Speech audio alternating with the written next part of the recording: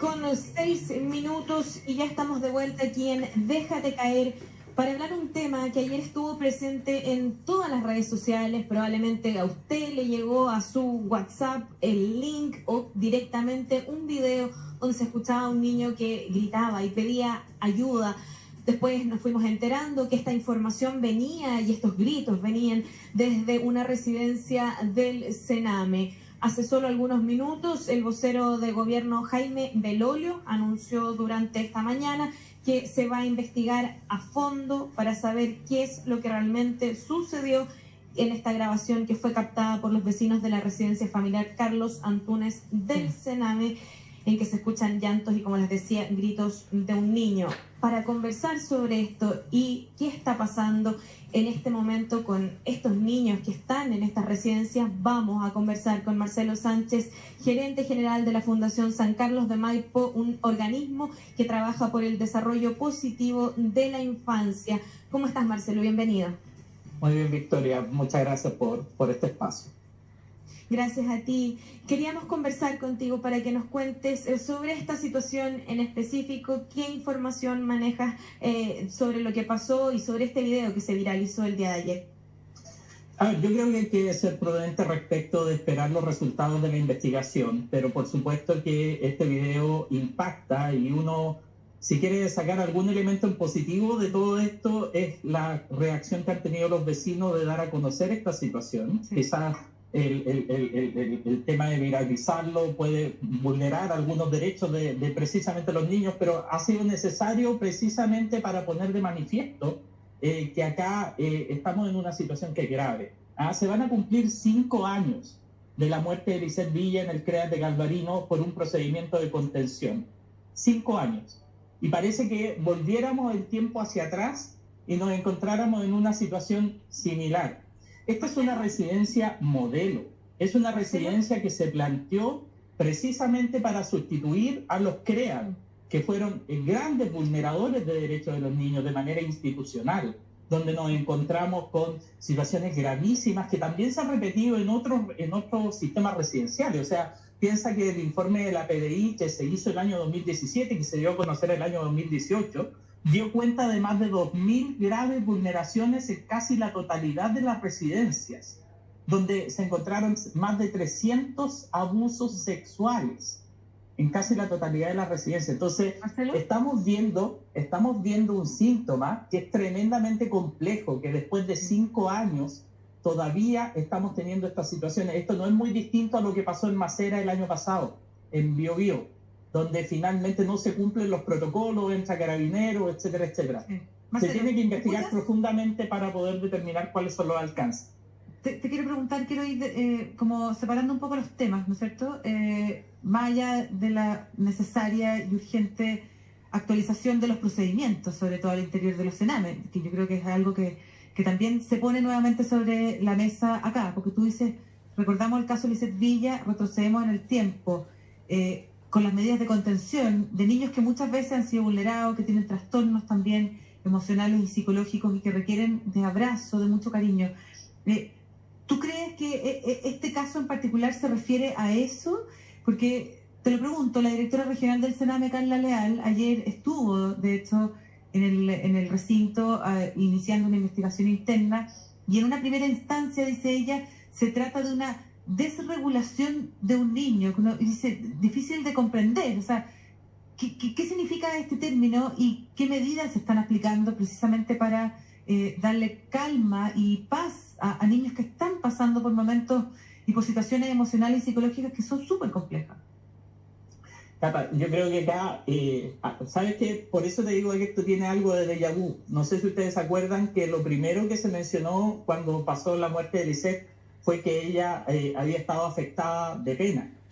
Yo creo que aquí hay que ser súper cuidadoso con lo que se informa y creo que no podemos esperar que una autoridad haga hoy día ya un análisis de lo que fue este procedimiento sin haber hecho la investigación. Acá lo primero que hay que contemplar es que las residencias familiares tienen un protocolo. El protocolo de contención se divide en 3 fases que son secuenciales. ¿Ya? Es decir, un niño está descompensado emocionalmente, bueno, lo primero es el acogerlo, el regular el tema desde el punto de vista emocional, la contención emocional. Y eso lo puede hacer una persona de la dupla o una persona del equipo que sea cercana al niño, que tenga un vínculo con el niño. El segundo paso es cuando ya no resulta la contención emocional, vamos a un segundo paso, que es la contención ambiental, que lo establece el protocolo. Entonces, se eliminan todos los elementos ambientales que generó el conflicto con el niño. Suponte tú que haya sido un problema con otro niño, se le pide al niño que abandone la sala y te quedas solo con el niño.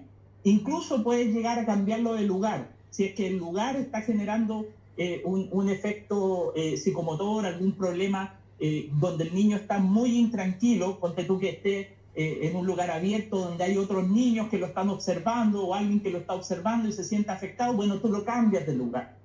Entonces hace una contención ambiental complementaria a la contención emocional. Ahí entra un segundo miembro del equipo. Tiene que entrar y tiene que ser alguien, un adulto significativo, valorado por el niño. Y el tercer paso es que cuando no resulta ni la contención emocional, ni la contención ambiental, tú recurres a la contención farmacológica. Para la contención farmacológica tiene que existir un medicamento recetado por un médico del servicio al que está adscrita la residencia y tiene que ser administrada por personal de salud, es decir, una enfermera, un médico, un TENS, etcétera, pero alguien que esté especializado para eso. Son los 3 niveles de contención. En ningún momento ni carabineros, ni seguridad ciudadana, ellos no entran en esta ecuación.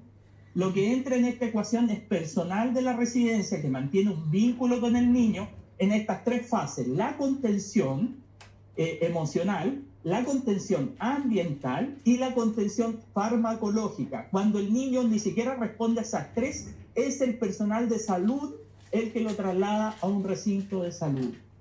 Así funciona. Así funciona. Y esto fue lo que no se cumplió en Macera el año pasado. No se contempla la contención física. Bajo ninguna la contención física se genera solamente en aquellos espacios donde tú trasladas al niño a un lugar o a un ambiente donde no se pueda causar algún nivel de daño, pero no se contempla la reducción del niño de manera agresiva, de manera violenta, no se contempla que tampoco intervenga un adulto que le cause un problema al niño, es decir, alguien con el que haya tenido conflicto. Eso está descrito en los protocolos. Eso está descrito en los protocolos y eso debiera ser la norma, debiera ser la ley cuando tú trabajas en los espacios de contención de los niños. Entonces, estos elementos que no se cumplan los protocolos tiene otra explicación. Tiene la explicación de que no tienes personal que esté calificado, que esté preparado para este tipo de situaciones, a sabiendas que los niños que llegan a una residencia especializada son niños que tienen situaciones conflictivas en su vida, que necesitan un espacio terapéutico mucho más complejo y especializado, que requieren de un apoyo permanente, que requieren de espacios protectores, que requieren de un proceso de reunificación familiar con adultos que realmente puedan ser adultos significativos, que creen un vínculo con ellos. Por lo tanto, los modelos de residencias familiares no solamente son cambios de infraestructura, tienen que ser modelos de intervención que garanticen el bienestar integral del niño. Marcelo, ¿cómo estás? Te saluda Diego Sánchez. Hola Diego, ¿qué tal? Encantado. Muchas gracias. Estamos conversando con Marcelo Sánchez Ahumada, gerente general de la Fundación San Carlos de Maipo. Tener que llegar a esto, escuchar esto, ver esto, Marcelo, para que el tema vuelva a estar sobre la mesa, con situaciones recurrentes, informes de la PDI, niños muertos en todo este tiempo, abusos, y tú ya lo detallabas. Mirando el tema un poquito con más perspectiva, ¿qué pasa? Se ha hablado de reformas, se ha hablado de distintos aspectos que hay que mejorar, pero finalmente se espera o vuelven a suceder situaciones como esta para que el tema esté de nuevo sobre el tapete. ¿Qué ha pasado este tiempo? ¿De qué manera se ha avanzado? ¿Hay mejoras? ¿Se ve una preocupación real? ¿Se ve un actuar en el mejoramiento de la situación? Porque en rigor, Marcelo, el Sename es para la protección y el cuidado de los niños, pero nos vamos encontrando con este tipo de situaciones que realmente pasa a ser paradójico y dramático. Yo creo que mientras no seamos capaces de proveer una oferta de calidad, con garantía, con resultados, donde finalmente realmente se logre mover la aguja en el bienestar de los niños, no vamos a lograr un cambio efectivo. En lo primero tiene que haber prevención. Tenemos que evitar que los niños lleguen al Sename. Y para evitar que los niños lleguen al Sename tenemos que estar trabajando en las comunas, en los barrios, detectando los factores de riesgo, trabajando articuladamente. La Subsecretaría de Infancia debe proveer una serie de elementos, de servicios, de oferta programática en los territorios de carácter preventivo. Que los niños que están bien sigan estando bien y que aquellos niños que están expuestos a riesgo puedan estar protegidos efectivamente ante esos riesgos. Dejar de llegar tarde. Tenemos que empezar a llegar antes.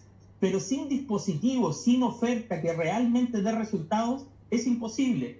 Piensa que 7 de cada 10 programas de infancia han sido calificados insatisfactorios por la DIPRES, es decir, por el mismo Estado. Cada año se botan millones de dólares que podrían financiar 2 o 3 CENAME en programas que no funcionan y que finalmente tenemos una inercia que va haciendo que sigan operando aquellos mismos que han estado operando siempre. Entonces se hacen reformas legislativas que pueden ser fantásticas. Se separó el servicio en dos, los niños que están en el sistema de protección en un servicio especializado, los niños que están en reinserción en otro servicio especializado. Pero ¿qué pasa primero con la prevención? ¿Qué pasa con cómo evitamos que los niños lleguen al CENAME? Segundo, ¿cómo tenemos programas realmente que funcionen? Y que no sean programas que dicen que van a hacer un bien y terminan haciendo un mal, porque si yo los tengo en una residencia, precisamente a responsabilidad del Estado para protegerlos, no puedo tenerlos para vulnerarlos. O sea, es del todo lógico. Esos niños han sido separados de cuidados parentales. Les quitaron a su papá, a su mamá, les quitaron su entorno, les quitaron su colegio, les quitaron todo lo que había que quitar porque se consideró, un tribunal consideró que era necesario aislarlos para recomponer, rehabilitarlos, apoyarlos a salir adelante. Luego, no puede ser que el Estado termine vulnerando sus derechos. O sea, el año 2013 la jueza Heldred dio a conocer las graves y sistemáticas vulneraciones de derechos que sufrían los niños. El año 2017 la PDI dice exactamente lo mismo. Hoy día han salido hace poco informes de vulneraciones de derechos en los sistemas residenciales y ambulatorios y nuevamente seguimos teniendo lo mismo. Mientras no cambie la oferta, mientras no vayamos a programas que realmente funcionan, mientras no nos preocupemos de la prevención, mientras no esté articulado el Estado, porque aquí salud no está haciendo la pega, educación no está haciendo la pega cuando tenemos altas tasas de deserción escolar de niños que están en residencia. Desarrollo social no está haciendo la pega cuando tenemos a niños que están ahí porque están por condición de pobreza, porque sus papás no pueden proveerles un lugar. Eso no puede ser condición para que un niño esté en una residencia. No estamos haciendo la pega cuando estamos transformando los CREAS en residencias familiares y tenemos este tipo de situaciones, cuando deberíamos estarnos preocupando de fortalecer los programas de reunificación familiar. 3 de cada 4 niños que están internos en una residencia tienen un adulto responsable que puede hacerse cargo de ellos. Pero hay que trabajar con la familia extensa, hay que trabajar con la familia de origen, hay que trabajar incluso con fortalecer a las familias de acogida, porque son las familias de acogida las que van a dar un mejor espacio que una residencia mientras esperamos los procesos de reunificación familiar. ¿Y qué es lo que pasa? Pasa que los presupuestos de familia de acogida se reducen. Entonces, cuando la misma ley del nuevo servicio dice que los niños de 0 a 3 van a tener que salir de la residencia, y son más de 1.300 niños que están en esa condición, las familias de acogida tienen presupuesto para 700 familias. Entonces, ahí está lo paradójico. ¿Dónde estamos invirtiendo en el sistema de protección? En un sistema residencial con un cambio, entre comillas, inmobiliario, sin un modelo que sustente y que garantice resultados, o estamos fortaleciendo el derecho a vivir en familia, fortaleciendo a las familias de acogida con un mejor diseño, con más recursos, con especialización, porque finalmente tenemos que apoyar a esos padres cuando la población sujeto de la familia de acogida es una población que es más compleja, que tiene mayores requerimientos, mayor apoyo en salud mental, etcétera, y que por lo tanto se tienen que proveer esos servicios y esos espacios. Marcelo, cuando uno revisaba muchos de los testimonios de la gente que se manifestaba, en algunos casos haciendo destrozos en el momento del estallido social, muchos de ellos decían: yo soy parte del CENAME, yo fui un niño CENAME, y a mí la sociedad no me dio nada y por eso yo no tengo nada que perder al estar aquí presente, rompiendo las cosas. Y de hecho me encontré con esta persona que está al lado mío, que también es un niño Sename y tiene la misma sensación. Muchos letreros que decían no más Sename. Se ha hablado de que ahora viene este nuevo proyecto, de que va a haber un cambio, pero ¿cuándo empieza ese cambio? ¿Cuándo nosotros ya vamos a poder decir estos niños que, claro, como dices tú, quizás no llegaron a una casa de acogida, a una familia y terminaron en el Sename, ¿cuándo vamos a sentir que ellos están tranquilos en estos lugares? Yo creo que la gran paradoja que se hace cuando dice uno, sabe que estamos avanzando, hemos hecho un proyecto de ley brillante, etcétera, etcétera, todos estos elementos que me parece que pueden ser valiosos desde el punto de vista legislativo. Lo que se ha avanzado es contundente, es importante, por supuesto que con menos controles, menos inhabilidades que lo que nosotros queríamos, pero hubo un veto presidencial que finalmente redujo esos niveles de control y de inhabilidad que nos parece que son fundamentales precisamente para este sistema que es complejo, pero se ha avanzado en materia legislativa. El problema es que no podemos hipotecar la realidad, la vida, la salud de los niños al trabajo legislativo. No podemos pensar que todo va a ser resuelto por una ley. Tenemos que pensar en la capacidad de gestión, el aquí, el ahora, qué cosas se pueden hacer, cómo podemos mejorar estos procesos. Si no puede ser que la fiscalización sobre los mismos centros del Sename la terminen haciendo los vecinos. Tenemos que fortalecer las capacidades de fiscalización de Sename, tanto para sus centros como para los organismos colaboradores.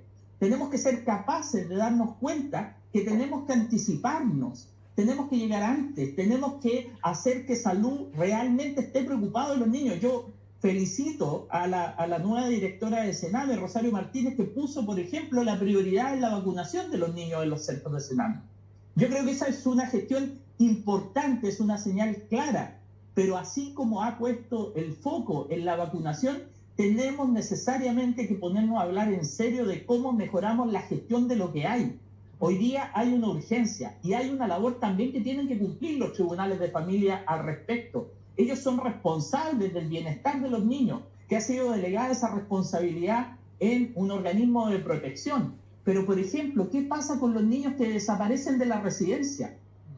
Cuando uno, por ejemplo, cruza los datos de los niños que se abandonan una residencia con las residencias que han sido, según el informe de la PDI, las mayores vulneradoras, encuentra que hay una correlación perfecta. Los niños se escapan de las residencias que los vulneran más. Entonces, acá se cuenta una historia de que los niños salen de las residencias porque quieren vivir la vida, etcétera, etcétera. No, señor. Mire los datos, cruce los datos y se va a dar cuenta que los niños se escapan porque son vulnerados. Y entonces tenemos niños que terminan en la calle, que terminan reclutados por narcotraficantes, que terminan abusados sexualmente, que terminan violados, que terminan explotados. Esos niños tienen un futuro horrible, tienen un futuro que finalmente después los apuntamos con el dedo porque participan en los portonazos, porque participan en situaciones que debieron haber estado protegidos por el Estado. El Estado después no los busca. La efectividad en la búsqueda de un niño que sale de una residencia alcanza solo el 55%. En consecuencia, cuando hablamos de un niño que se nos pierde, que no es del sistema de Sename, la efectividad en la búsqueda es más de un 90%. ¿Por qué se provoca esa diferencia? Porque son niños que no son priorizados en la búsqueda, no son vueltos a buscar.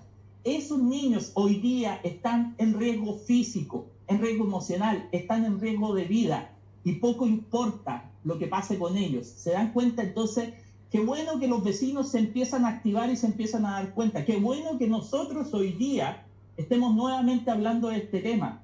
Pero si no somos como sociedad civil constantes y persistentes, este cambio no se va a generar. No basta con lo que hemos hecho.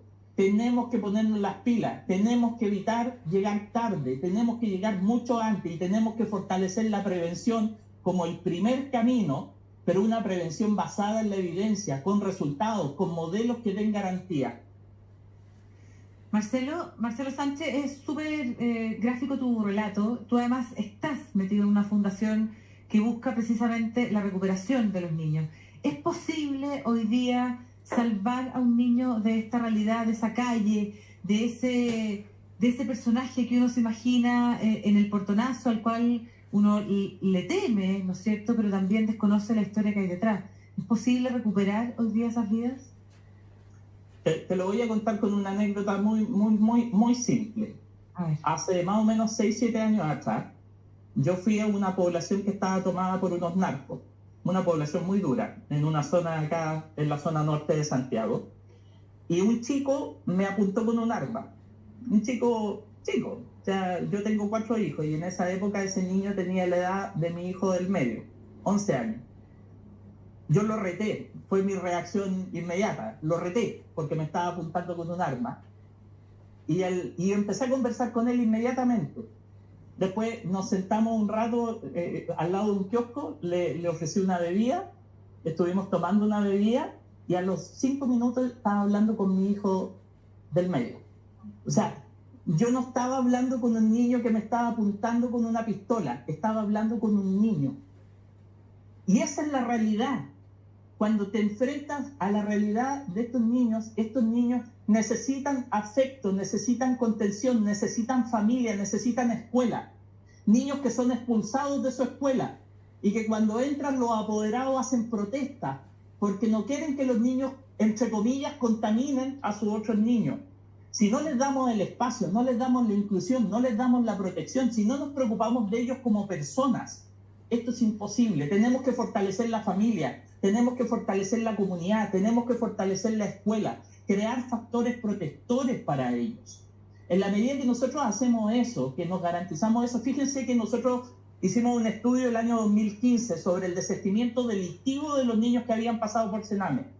El 75% desiste si puede volver al colegio o encuentra un trabajo y si puede vivir con su papá o con su mamá con un modelo parental positivo. Esas 2 variables, escuela o trabajo y familia. Si nosotros invertimos en eso, en mejorar las condiciones de la familia, si propiciamos la reunificación familiar con un modelo positivo adecuado, si nos preocupamos de que vayan al colegio, que estudien y no que deserten como pasa en muchas de las residencias, lo que logramos es que los chicos abandonen el camino delictivo en muchos de los casos que finalmente han caído en eso. Y los otros que han caído en consumos problemáticos de drogas, bueno, tenemos que atenderlos directamente, pero es posible, Cata, es posible, chiquillos, es posible hacer el cambio, pero tenemos que dejar de mirarlos estigmatizadamente, tenemos que mirarlos como niños que realmente son y que merecen todo nuestro cuidado y que por ningún motivo el Estado que dice que los va a proteger termina vulnerándolos. Marcelo, qué buena esta conversación, qué necesaria.